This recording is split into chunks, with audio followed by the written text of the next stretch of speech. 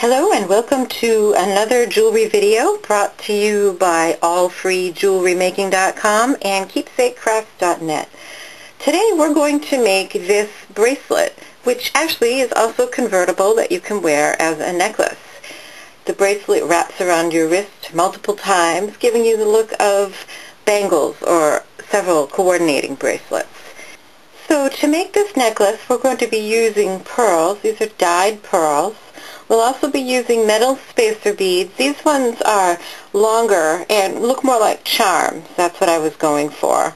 We'll need some chain, a toggle clasp, and a whole bunch of eye pins or wire to make your own eye pins. These are really long, so I'll probably get a few out of each one.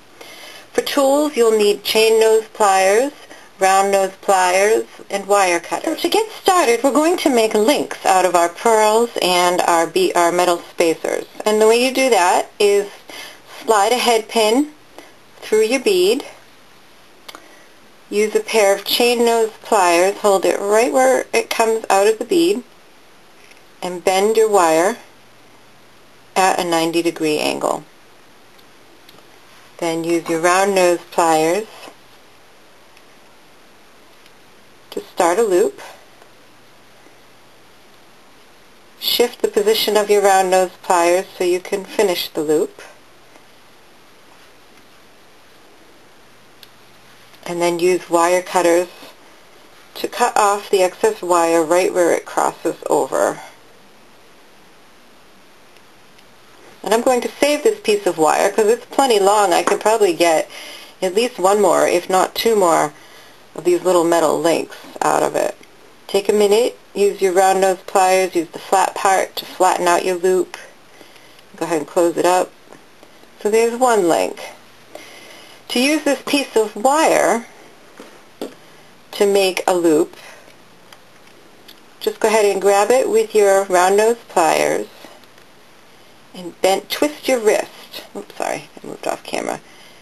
Grab it right at the tip and twist your wrist until you have a loop started. Keep going until it meets the wire. And then we'll do what's called breaking the neck, this is kind of wonky looking. We want the loop to stand out straight. So we just grab it, bend like that. Go ahead and close it up again. And now you've made your own eye for an eye pin, and we can string on another bead. We'll do one of the metal ones this time.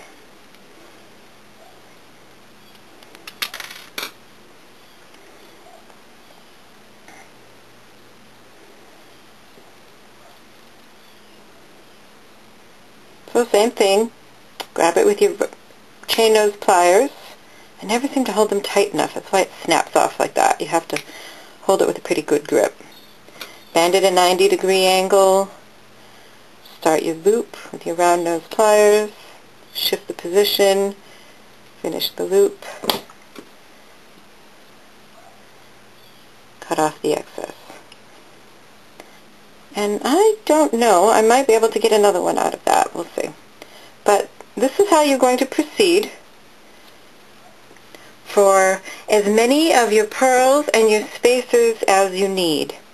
And the best way to determine how many you need is to use a design board like this. It has numbered markings, and so what I can do is lay these out. Of course, these will be overlapped a little, and get an idea. I decided I want it to go around my wrist 5 times. My wrist is 7 inches, so that's 35 inches, and I'll string that much and then check it and measure it.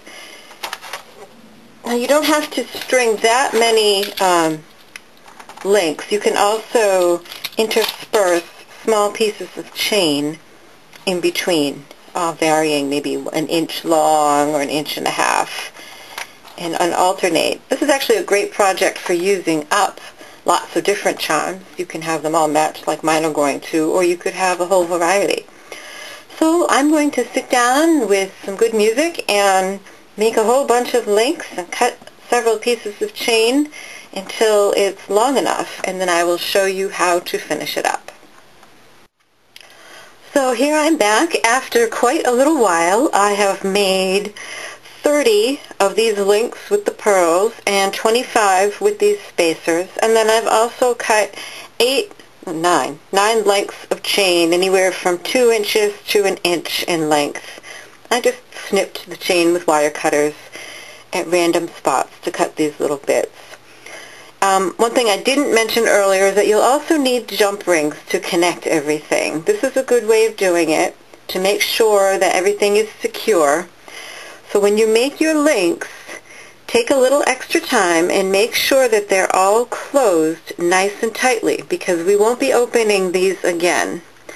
Instead, we're just going to start connecting everything with jump rings. The way you open a jump ring is you position the split at 12 o'clock. Hold on to one side with one pair of chain nose pliers. Grab the other side with another pair and push one pair away from you while you pull the other towards you, twisting the jump ring open. And then I'm just going to start randomly picking up any two of these. Continue to hold on to one side of the jump ring with one pair of your pliers, and then grab the other side and close it, and make sure that it's nice and tight so you're not going to lose your pieces. And then I'm just going to start randomly putting these together. So here I am back quite some time later, and I have all of my links and lengths of chain joined into one long strand that's about 35 inches long. But I tested it out and just kind of casually wrapped it. 1, 2, 3, 4, 5, and I'm kind of loving the way that looks. Very elegant and kind of fun, easy to wear.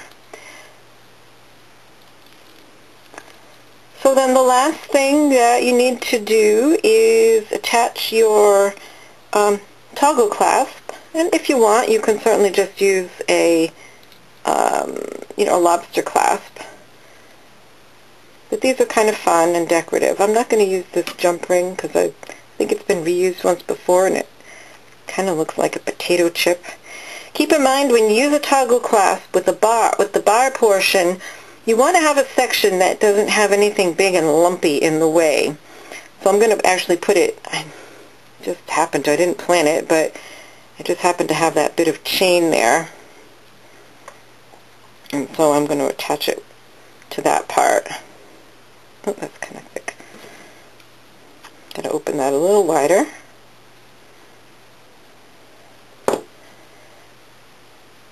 Because otherwise you won't be able to bend the toggle clasp over enough to get it into the round part of the clasp. Open this really wide. Pop on the chain. And really the key to this is just a little bit of time and taking the patience to be sure that all of your findings are securely closed so that nothing is going to fall apart on you. If you need to use a magnifying glass, which I sometimes do, I need to use the reader glasses that magnify things just a little bit, just to be sure that it's secure. So there's that end. So then we just have to add the other end of our clasp, and then the necklace / bracelet is all done. So this is not a quick project by any means. This is quite time consuming, but the supplies are simple.